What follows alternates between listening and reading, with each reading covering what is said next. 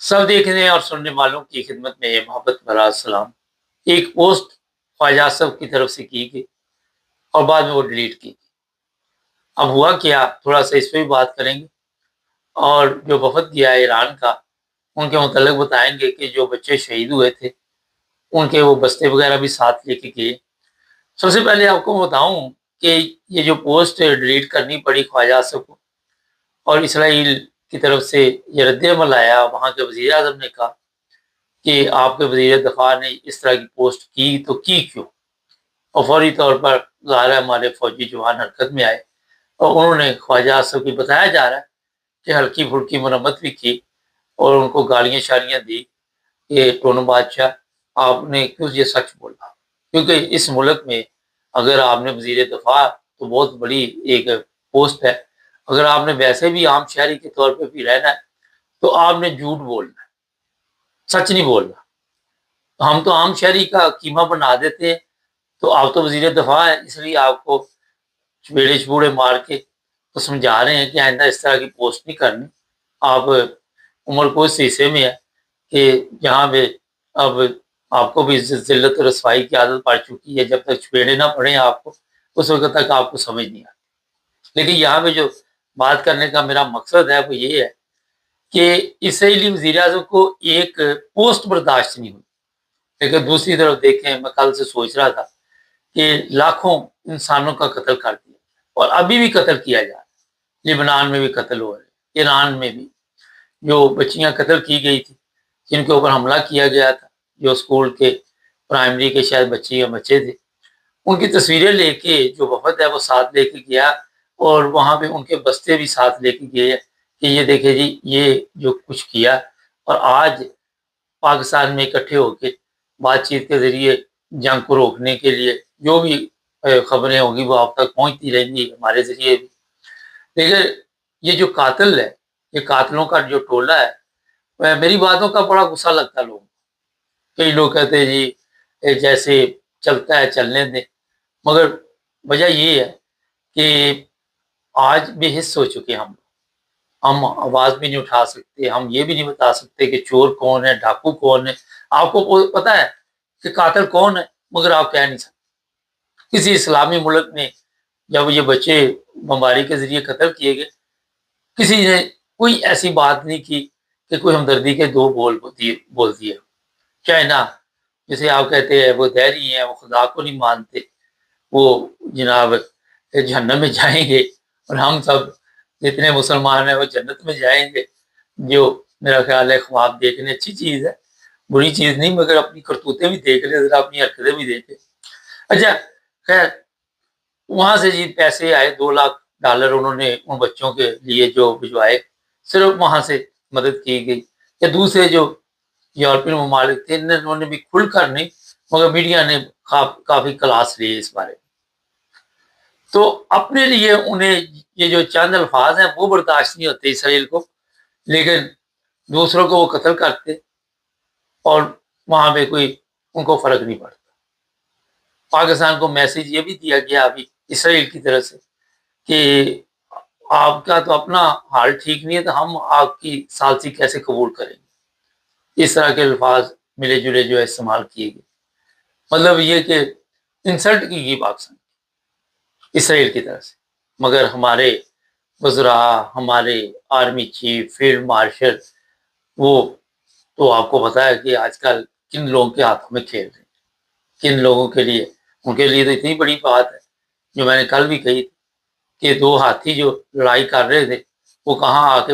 صلح کر رہے، اور اس کا آپ کو پتا ہے کہ دوسرے ممالک میں جو اس جنگ کے بارے میں تاثرات تھے، اس کی وجہ کہ ایران کے اوپر ایک غیر قانونی حملہ کیا گیا، اور تمام یورپ کے ممالک ہوں، اسپین ہو، انگلینڈ ہو، جرمنی ہو، سب نے کہا کہ یہ غلط کیا، آسٹریلیا نے بھی کہا غلط کیا، جاپان نے بھی کہا غلط کیا۔ تو آپ کو اس چیز کا پتا کہ امریکہ کے اندر سے بھی یہ بات اٹھی ہے کہ اس حملے کی ضرورت نہیں۔ اب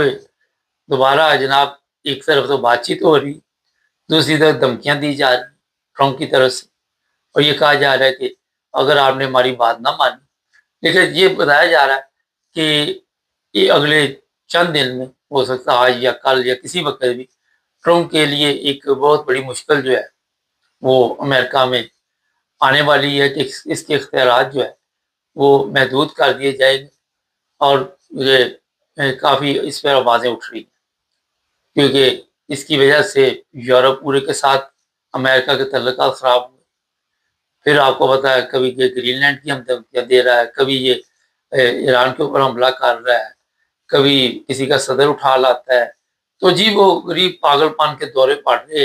اور اس پاگل پن کی وجہ سے پوری دنیا ڈسٹرب ہے۔ یہ ایک بزنس مین ہے، اس کا بیٹے کے متعلق یہ پتا چلا کہ وہ ڈرون بنانے والی کوئی اس کی کمپنی ہے، اور یہ باپ بیٹا جو ہے مل کر دنیا کو قتل بھی کر رہے ہیں، بیوقوف بھی بنا رہے ہیں، لیکن لوگوں کو عقل آ چکی ہے، یورپ کو عقل آ چکی ہے، کافی ممالک جو ہیں ان کو اس چیز کی سمجھ آ چکی ہے کہ یہ فراڈی جو اکٹھے ہوئے ان سے دنیا کا کوئی فائدہ نہیں۔ اگر آپ دیکھ لیں تو جن فراڈیوں کے ساتھ یہ اکٹھے ہیں ان کو جس جگہ پہ یہ میچ پڑا ہوا ہے وہاں پہ جو فراڈی جنہوں نے دعوت دی ہوئی ہے اپنی قوم کے لیے وہ کتنی بڑی مصیبت بنے ہوئے ہیں، کتنے بڑے عذاب سے وہ قوم گزر رہی ہے، کس غربت افلاس کی وہ زندگی گزار رہے ہیں، اس کا اندازہ وہاں پہ وہی لوگ لگا سکتے ہیں جن کے پاس محدود آمدنی ہے، جن کے پاس پیسہ ہے۔ کل ہی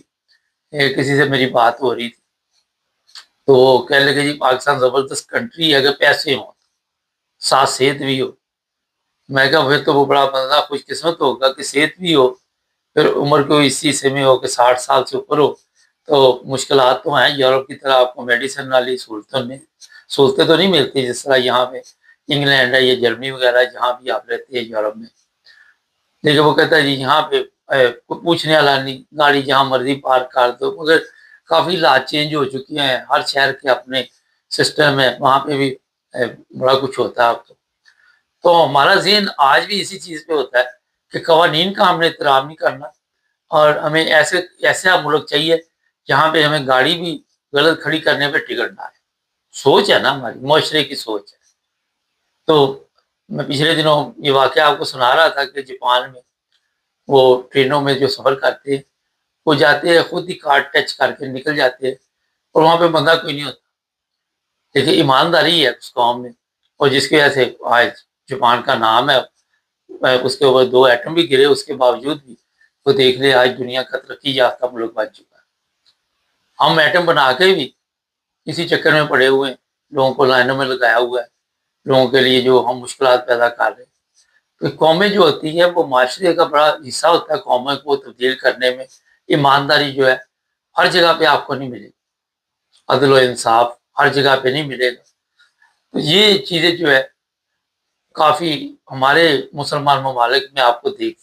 دیکھ سکتے ہیں کہ اس میں کافی کمی ہے، دور دور تک اس چیز کا نام و نشان ہے۔ جابر حکمران بیٹھے ہوئے ہیں اپنے اقتدار بچانے کے لیے، وہ ہر اس ملک کے ساتھ سودے بازی کر لیتے ہیں، جس طرح اسرائیل کی بات کر رہے ہیں۔ کل تک عمران خان کو یہ کہہ رہے تھے کہ یہ یہودیوں کا ایجنٹ ہے، کبھی یہ احمدیوں کے اوپر الزام لگا رہے تھے کہ وہاں یہ فوج میں اتنے احمدی ہیں، کبھی کسی کے اوپر الزام لگاتے ہیں، مگر جب ان کو اپنا آئینہ نظر آتا ہے، جب اپنا چہرہ دکھایا جاتا ہے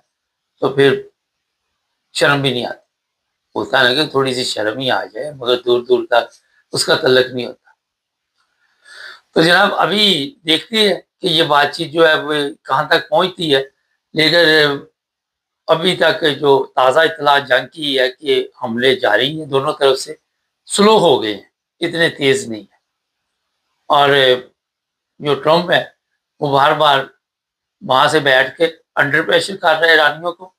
اور دوسری طرف نائب صدر، لیکن یہ پتا چلا کہ نائب صدر کے پاس یہ اختیارات ہے